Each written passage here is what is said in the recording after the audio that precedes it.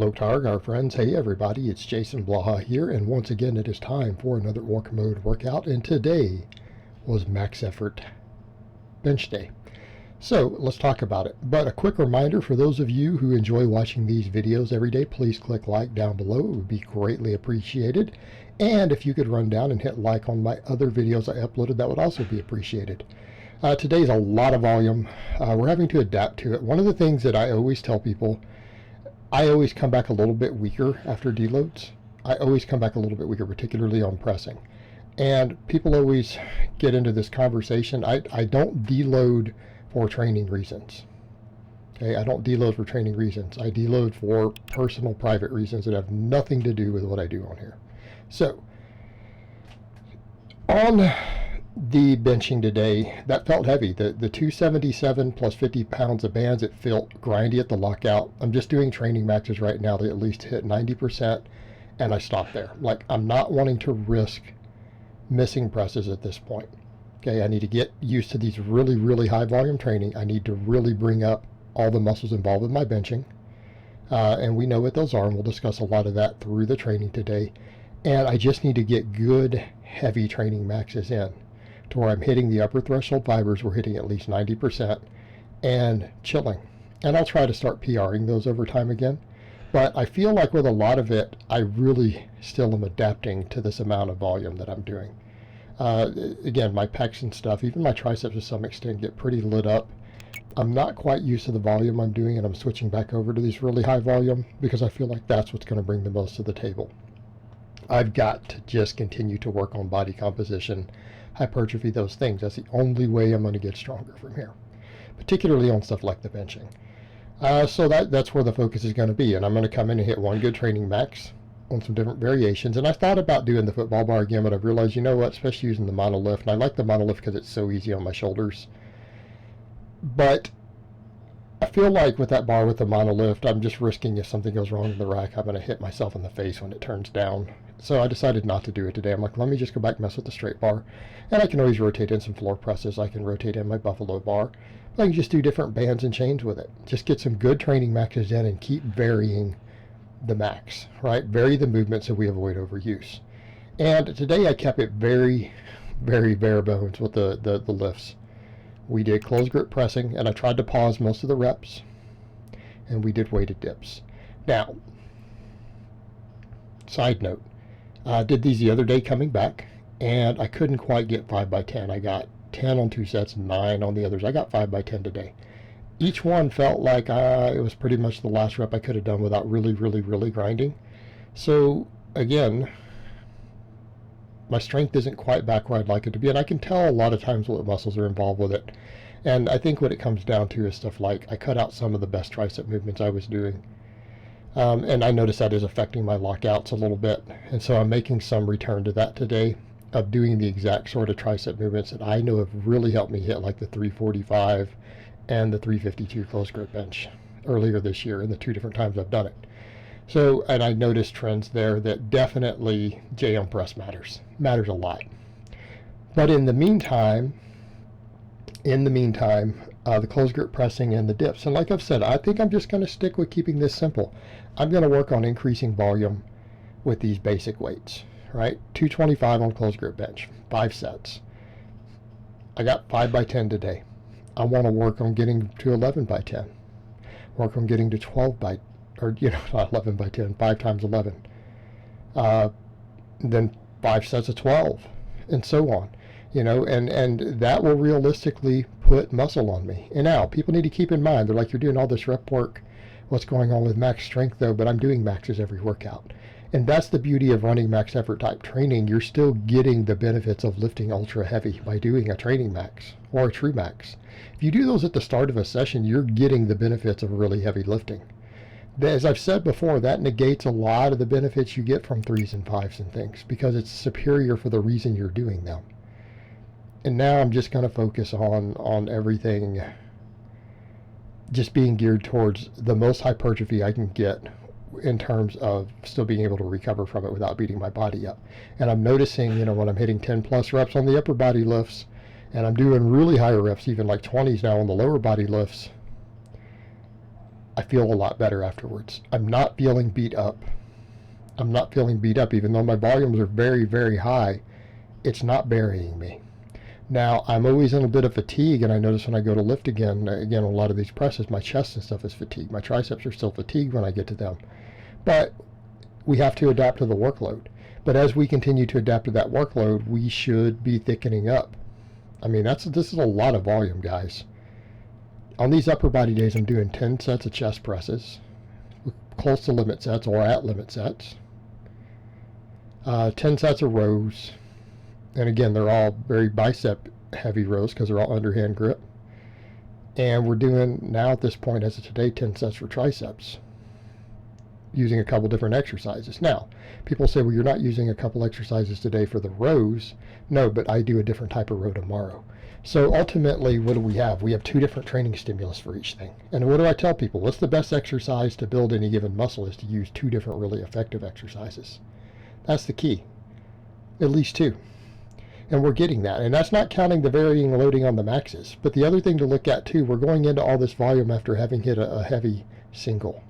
We've already hit our upper threshold fibers, and then we re-tap into them every set as we get near the end. It's a very effective strategy. If anything, people talk about power building. Really, that's what a good power building routine should be. And I've seen legit experts say that. Really good experts say, look, if you want a power building routine, hit a heavy single and then do a hypertrophy type workout. Because it does give you the best of both worlds. Again, and it's as I've said before, and I said in the past, we could dispense with a lot of the 3s and 5s and stuff, and yet in the meantime, I programmed them and did them for months. Squatting and stuff did go up, but I feel like the squatting seems to be getting better now, just off of 10s and now even 20s. I feel like I'm getting stronger.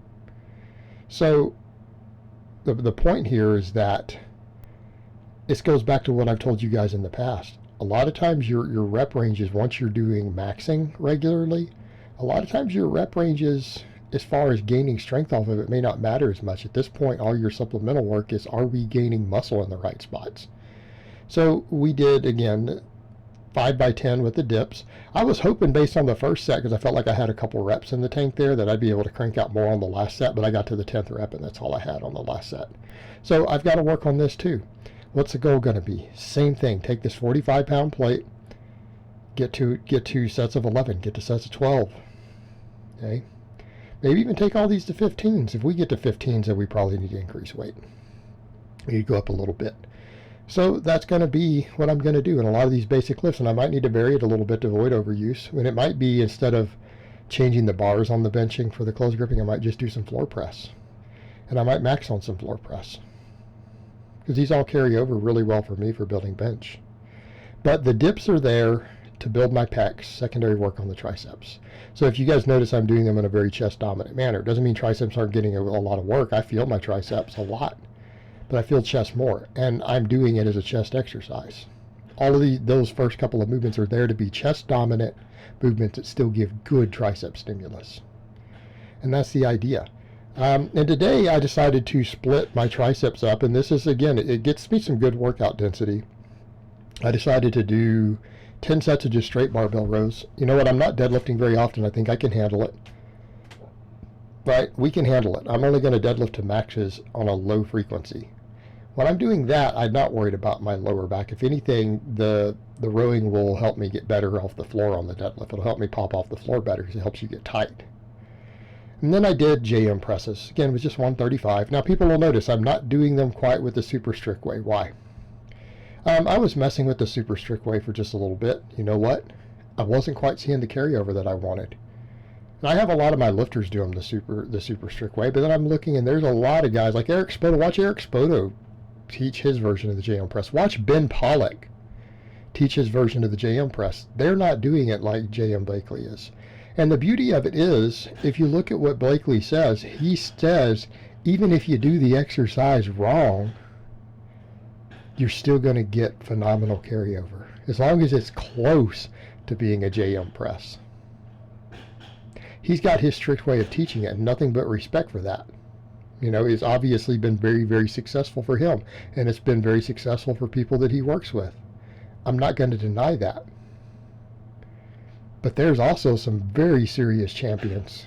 We're talking world record level lifters who are doing it, dropping the elbows a little bit more. And I'm lowering this to my face. For those curious, even though it looks kind of like a closed grip press to some extent, I am lowering that bar to my face. That bar is above my chin. So, and again, you can't tell from this angle because I'm supersetting it. I just wanted to get these in back to back to back. It cuts down my workout time, lets me get more work in. It's less work setting up and filming because, again, I can just superset these. And you know what? I found before, what have we found consistently? That when I've hit the really big closed grip benches, I'm getting real strong on that JM press, doing it in ways similar to what you saw there, where I'm not necessarily keeping the elbows way up, but it is still a tricep exercise. It's a big multi-joint tricep exercise because I'm bringing the bar to my chin, basically. You know, and so it, again, makes it a lot more arm dominant, and you can't lift nearly as much weight. But when I've gotten real strong on that, where I was doing like 185 for reps, 195 for reps, you guys have watched me come in and close grip 350 pounds. And I quit doing all that, and that's one of the things I noticed, that it's hard for me to keep my max benching up, particularly at the lockouts, because I felt those bands hard today. And people do need to understand, benching against bands, especially something like close grip with that long range of motion, against bands is a hard beast. It's tougher than you think it is till you get in and do it. Put 50 pounds of bands on a bar and come in and ramp up to your max and watch how low it is compared to what you expect on a close grip. But again, it lets me test all that and feel all that. And I know I need more tricep, and we know I need a lot more chest. But I need both. The triceps are going to get a heavy focus, and that's going to mean I'm going to do 10 sets of them at the end of these workouts. And I leave them alone, because that's the other thing I've noticed too when I try to do stuff like the band press downs and stuff every day. I feel like my triceps never recover, and then it sucks for pressing. I have some of my lifters do it because they need the tendons. I've already built those tendons, and then I'm still getting 10 sets of it a week. Not worried. But we are going to come in and do this. So I'm going to mess with JM press more and get real strong at doing it the way I've been doing it before, because it seemed to give the best carryover for me.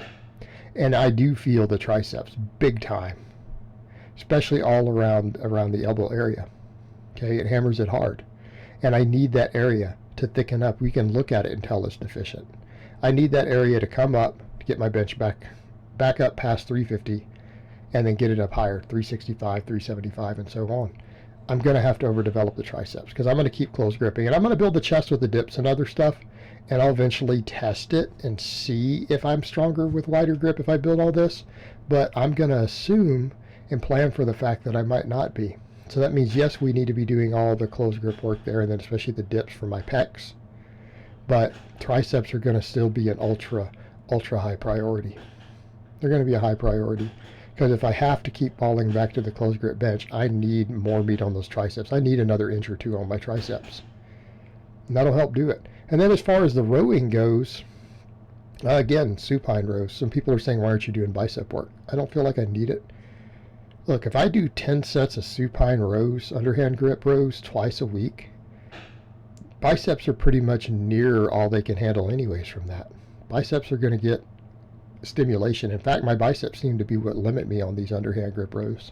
But I also do, on my lower body days, I'm doing an overhand grip with the axle bar. So again, my lats are getting a ton of work too. Not like the lats and the upper back are not working, because they are. And particularly feel it on those axle bar ones. The upper back really gets hit hard, my rear delts. And I feel more lat and bicep on this version. Doesn't mean the upper back's not working though. Just because that's where we feel it doesn't mean it isn't working. Biomechanically, we know the traps and rear delts are getting hit hard on this. And especially if we start carrying over the sort of volumes I'm doing. And surprisingly, this weight felt relatively good today for the first 5 to 6 sets. After we got into it though, I'm having to rest pause near the end just because of the total volume. So the goal will be, look, I'm going to work with 210 on this. I'm going to try to bring it up. And maybe when I get to 225, we can stop increasing weight and do what we've been doing with the other stuff. Because I feel like if I can get 10 sets of 10 with 225 on that, my biceps and lats, upper back, are all going to be bigger. Whereas with the axle bar rows on the lower days, I'm taking a slightly higher rep approach. Because again, all the grip training and everything. But the band press downs, what's going on here? Why are we doing them fast? To get the overspeed eccentric. Hey, I'm doing a few things with this. Number one, we're building tendons. All right, we're going to thicken the tendons up to make it safer to do those JM presses. Okay. Number two, they really tremendously help with lockout, because when I'm hammering hard against that lockout and it rejerks back down against the bands, I'm training the lockout strength a lot. Even though it's really lightweight, we are helping there tremendously. And also because we're hitting those bands at peak tension where it's at peak contraction, we're getting a completely different training response to what I am getting from the other tricep work. Because a lot of my tricep work is very stretch. I'm stretching my triceps a lot on those dips. And because I'm doing a forward lean, you can't really lock the same because it's chest dominant. So again, it's a stretch position. The JM presses put a deep, deep stretch, especially when you don't use accommodating resistance. And I can always change it up. I can always throw accommodating resistance into it, bands or chains. But for now, because I'm doing just straight weight, it's a very stretch position oriented, so there's a lot of stretch at the bottom. And even though the lockout's getting worked, it's going to be maybe a little less than we could on that lift if we went the other route. By me doing all this band work at the end, we are hitting that very, very, very hard. And again, because we're getting the overspeed effect, we're also getting a lot of micro tearing at that point. It actually gives us pretty tremendous pump. She gives a tremendous pump. And it's actually quite interesting when we superset it with the supine rows. Because the thing I'm noticing doing all this tricep work afterwards is that it keeps this pump in my bicep. So again, because the working them back and forth. Again, interesting effect, but it's not really, doesn't seem to be affecting my row performance, and that's the beauty of it. Even though we're doing that, the row performance is not being impacted. I'm able to complete all my sets. Even though I felt like it was about a 12 rep max on set one, we're definitely getting very, very fatigued by about 5 or 6, and usually I notice about the 6th set. I'm having to rest pause more, and I think the last 4 sets I had to rest pause the last couple reps. And I think the last one, we'll see the footage in a minute. I think I had to basically rest pause the last 5 reps on the 10th set because the fatigue is just accumulating. And also the fatigue is accumulating in those triceps because a lot of these I'm having to pause trying to get to them. Basically, my goal with the press downs is to get to failure, but I'm trying to hopefully get to 50 reps. And the last couple sets, getting to 50 was hard. It was hard. I know on the very last one I lost count over there, and I was just having to rest a couple seconds and do a couple more reps, trying to hopefully get to that 50 by the time I'm completely failing. Because again, I'm using a very, very, very light band, and I mean I get well past 50 on the first set. I probably got 70 reps. Now people will say, but what about you're losing reps from set to set? Does that interfere with hypertrophy? Yes, particularly on big exercises. As a smaller movement near the end, as a single joint movement, it probably isn't meaningful. Probably is the word we use, because we may be at that point to where we're getting into junk volume potentially anyways. But what's the benefit we're getting? We're continuing to get blood flow to those triceps. We're continuing to hit those tendons, which may need some work for me. Because again, I feel like if I just get thicker tricep tendons in general, I can handle heavier and heavier JM presses. Okay, and the JM presses carry over to my benching phenomenally well. I mean, the only way, let's be realistic, the only way I'm getting back ever to a 400 plus bench is if I blow my triceps up. My triceps are going to have to get a lot bigger. And that means getting them bigger through any means necessary, whether it's combining the JM press with this ultra high rep stuff, doing all the dips, all the other stuff we're doing. It's going to take a lot of work. But the name of the game today is, again, making sure that the lats and upper back and biceps all get very, very, very good stimulus to grow. But pecs is a priority, and then triceps afterwards. And the triceps are technically getting probably more total work. So they're really taking a higher priority overall. But we are putting a very, very heavy focus on chest. And I mean, we're doing 10 sets of chest presses. That is a lot, especially when you factor in that this is twice a week. So we're up there hitting 20 sets for chest. Now triceps, arguably, we're exceeding that, aren't we? But one of them is really largely a fluff movement with bands. And the other 2 are big movements. So again, like the closed grip press, I wouldn't count it as a full set for triceps. It's really a half set. But overall, happy with the training today. Everything felt good. My shoulder feels really good. I would have liked to have felt stronger on the max to the training max today. I was hoping I would get more than that, but it felt grindy enough that the lockout, I was concerned of having to grind too hard or missing a lift had I gone up much further. And we got a good training effect from it. That's all we need to do while we build all this musculature up, just to maintain max strength. So I hope it's been informative, and I will talk to you guys next time.